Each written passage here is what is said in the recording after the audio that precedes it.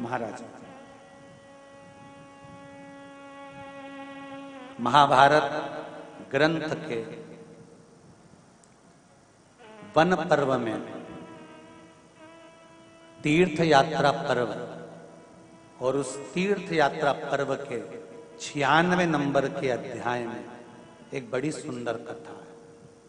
अगर आपके घर में महाभारत की किताब हो, पुस्तक हो, पोथी हो, वैसे तो महाभारत की पोथी तुम्हारे यहाँ होगी नहीं क्योंकि तुम महाभारत कम करते हो क्या जो पोथी रखोगे।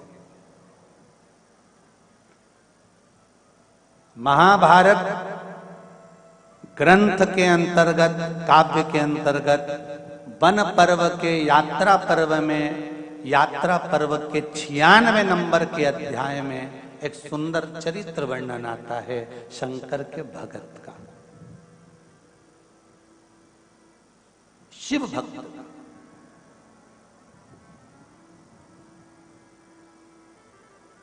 दो थे, एक का नाम था आतापी और दूसरे का नाम था बतापी। दोनों असुर है, दोनों राक्षस है। आतापी भी और वृतापी। 96 नंबर का अध्याय महाभारत का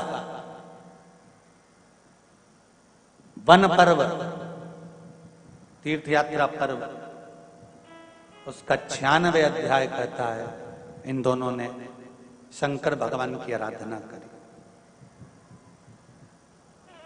शिव से वर प्राप्त करने के। और शंकर भगवान की आराधना कर कर भगवान शंकर से निवेदन करा, विनय करा, प्रार्थना करी शिवलिंग का निर्माण करना, पार्थिव शिवलिंग बनाना, बदल बदल कर शिवलिंग का निर्माण करते जाना। कभी बालू का शिवलिंग, कभी मिट्टी का शिवलिंग, कभी पीली मिट्टी का, कभी लाल मिट्टी का, कभी काली मिट्टी का, कभी सफेद मिट्टी का, कभी बालू का, कभी स्वर्ण का, कभी अंबर का, कभी पीतांबर का, जो उनसे बन सकता था वैसा शिवलिंग का निर्माण कर कर उसकी पूजन।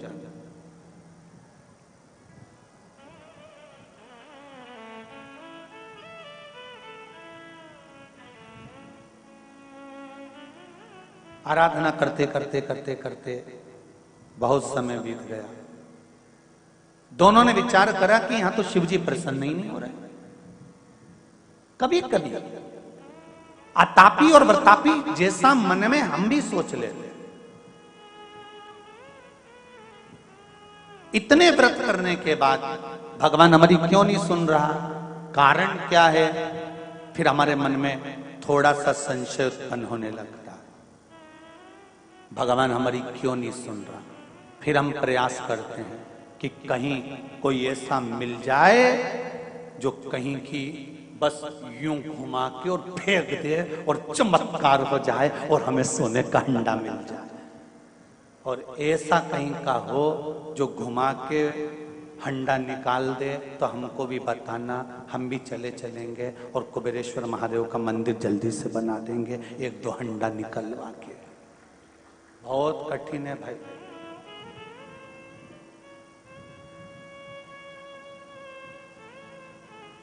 विश्वास अगर करना तो केवल एक भगवान पर, देव अधिदेव महादेव, बाकी का सब झूठा। परिवार के लोग भी आग लगाकर शमशान में से चले जाएंगे, कौन बात करने आएगा। अभी तो तुम सब लोग आपस में बात कर लेते हो, जब आग लगा कर चले जाएंगे तुम अकेले धधकती हुई ज्वाला में पड़े रहोगे।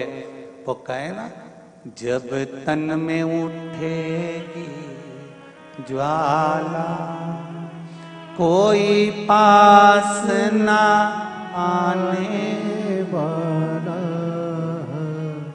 भक्तों की सुन के पुकार रे तू नंदी ले कर आ जाना।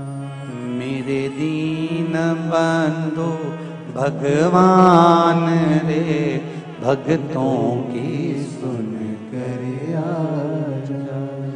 तन में ज्वाला उठेगी,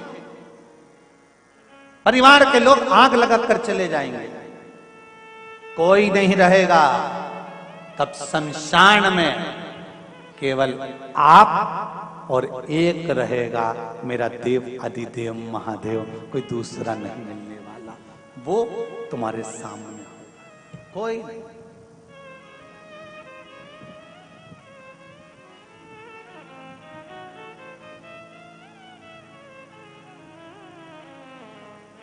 बीमार व्यक्ति को अकेले को भोगना पड़ता है बीमारी का कष्ट, सही है कि गलत है? किसी के शरीर में रोग हो गया ना, उसे अकेले को भोगना पड़ेगा।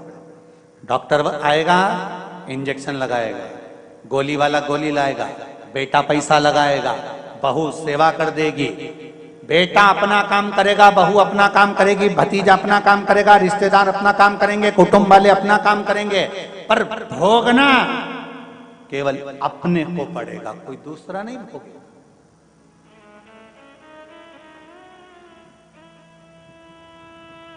कर्म का भोग भोगना अपने को।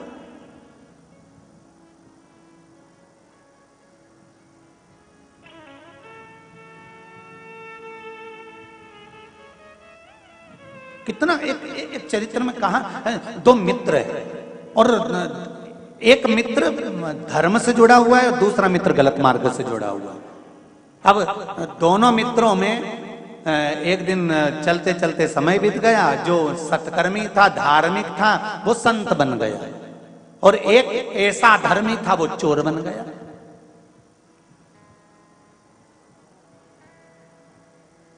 एक संत बन गया, दूसरा चोर बन गया। संत और चोर इन दोनों को बने बने समय बीत गया। 6-7 साल बाद संत अपने गांव में प्रवचन देने के लिए आए। बड़ा पंडाल बना, माइक लगा, स्टेज बना, सारा पूरी व्यवस्था करी गई, और व्यवस्था करने के बाद संत प्रवचन देने के लिए बैठे तो इसका मित्र जो चोर था वो भी कथा सुनने के लिए आ गया। उसने सोचा यार बहुत दिनों के बाद मेरा दोस्त आया है और बहुत नाम सुना है उसका, बहुत प्रचलित हो गया, चलो जरा अपन भी चलते हैं। वो भी कथा सुनने बैठ गया। कथा चलते चलते चलते चलते कथा विराम पर आई, और कथा में महाराज जी ने कह दिया, संत ने कह दिया कि मुझे यहाँ पर सभी भक्तों के लिए, गरीबों के लिए एक हॉस्पिटल का निर्माण करना है। पैसा जितने लोग बैठे हैं सब इकट्ठा करो, और डलिया भेज दी महाराज जी ने। लोगों ने उसमें पैसा डालना प्रारंभ करा। इसके पास भी डलिया आई, चोर के पास। इसने भी 10,000 रुपए निकाल लिए, बस डालने ही वाला था। इतने में इसके मन में आया कि बताओ अलाउंस हो रहा है, इतना सारा डलते जा रहा है, 5 लाख, 10 लाख, 15 लाख इकट्ठा हो गया, तो मैं 10,000 काय को दूं। 5 रख लिए, 5 निकाल लिए।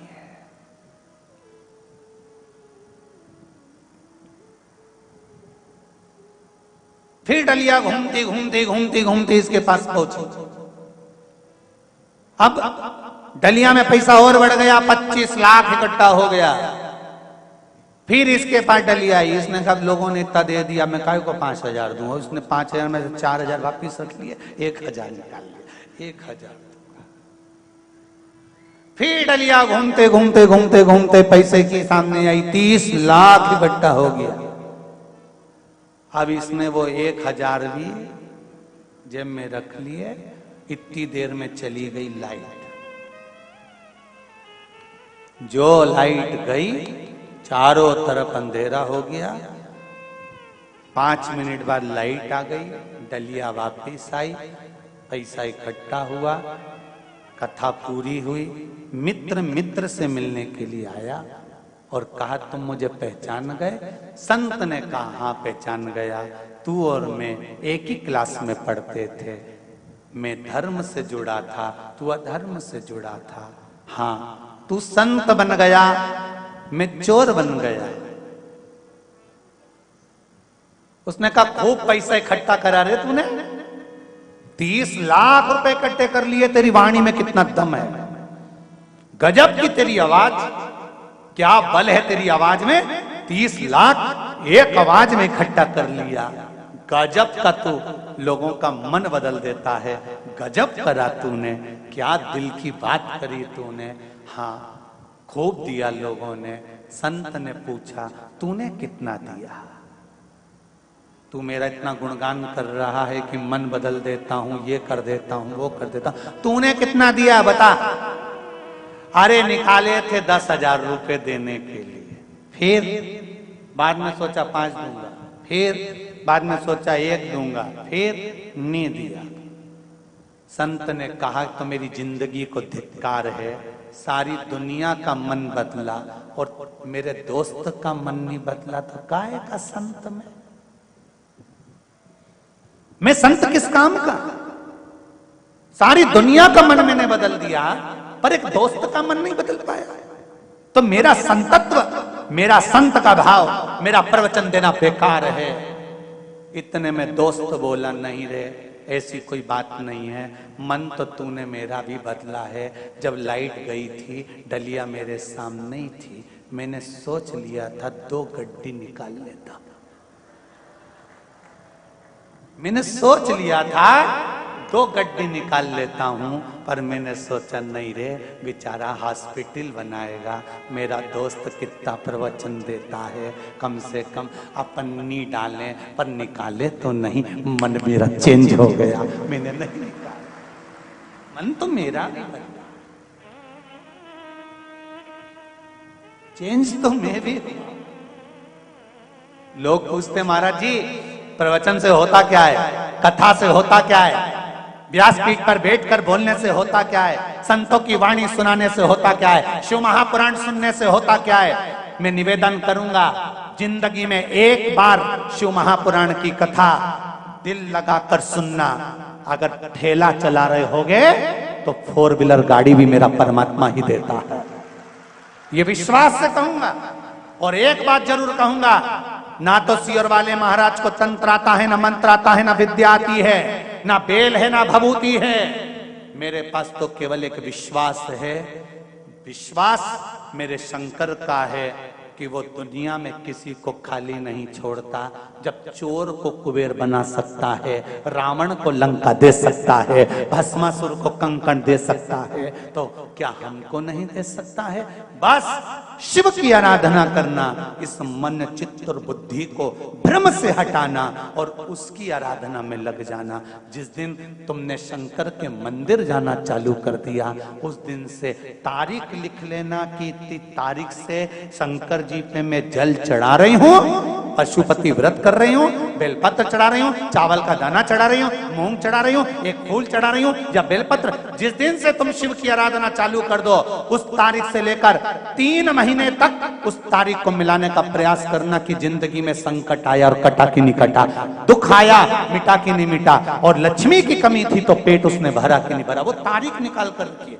और आज बाहेती परिवार को भी कह रहा हूं, जितना जितना आप शिव महापुराण में ये व्यवस्थाओं में, लोगों को प्रसाद आदि में बिठाने में, पानी पिलाने में या कथा के अंतर्गत जो भी खर्च करो, उसको एक डायरी में लिख कर रखना।